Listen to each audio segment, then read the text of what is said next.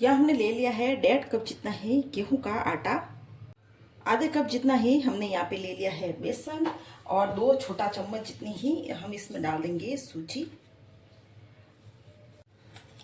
अब इस आटे में कुछ मसाले डालेंगे। आधा चम्मच ही लाल मिर्ची का पाउडर डालेंगे, आधा चम्मच धनिया का पाउडर डालेंगे और 2/4 चम्मच जितना ही हम इसमें हल्दी का पाउडर डालेंगे और स्वाद के अनुसार ही इसमें हम डालेंगे नमक और 2/4 चम्मच जितना ही हम इसमें डालेंगे अजवाइन और 2 छोटा चम्मच जितना ही हम इसमें डाल देंगे तेल।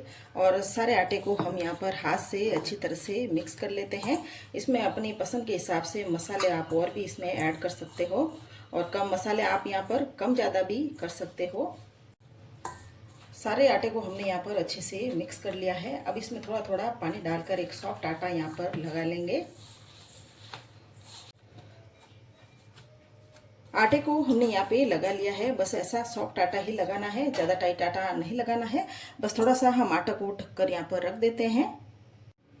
यहाँ हमने ले लिया है एक बड़ी साइज का प्याज और थोड़ा सा हरा धनिया ले लिया है। अब हरे धनिया को यहाँ पर एकदम बारीक बारीक से हम यहाँ पर कट कर लेते हैं और प्याज को भी हम यहाँ पर बारीक से कट कर लेंगे।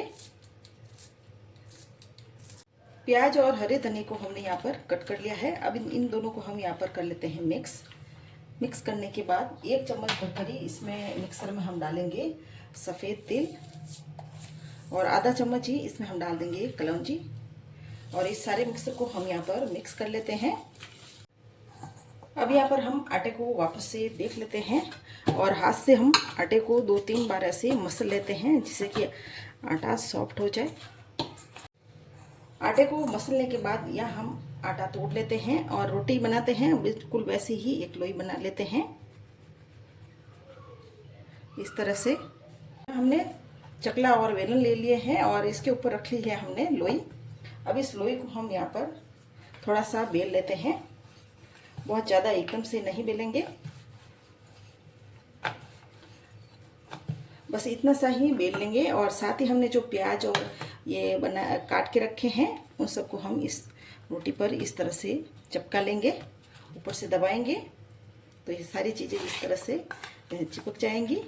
और हाथ से भी एक बार दबा लेते हैं, इस तरह से ऊपर भी थोड़ा थोड़ा करके इनको डाल देते हैं और बिल्कुल हल्के हाथ से हम यहाँ पर एक बार बेलन चला लेते हैं जिससे कि ये रोटी भी थोड़ी बड़ी हो जाएगी और जो प्याज और हमने हरा धनिया डाला है वो भी अच्छे से इस पर चिपक जाएगा।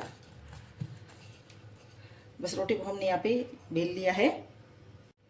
रोटी को बेलने के बाद इसे हम यहाँ पर उल्टा कर लेते हैं और उल्टा करने के बाद रोटी पर हम लगाएंगे यहाँ पर पानी लगाने से तवे पर ये रोटी अच्छे से चिपक जाएगी। तवा हमने पहले ही गर्म होने के लिए रख लिया था तो तवा भी यहाँ पर अच्छा गर्म था और गैस को हम यहाँ पर मीडियम आंच में कर लेंगे। रोटी को हमने यहाँ पर नीचे से थोड़ा सा सेक लिया है। अब तवे को हम यहाँ पर पलट लेंगे और रोटी को हम इस तरह से दूसरे आगे की तरफ से पलटकर ऐसे धीरे धीरे से सेकेंगे।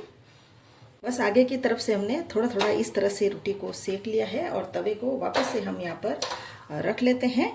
अब इस रोटी को हम यहाँ पर पलट लेते हैं इस तरह से।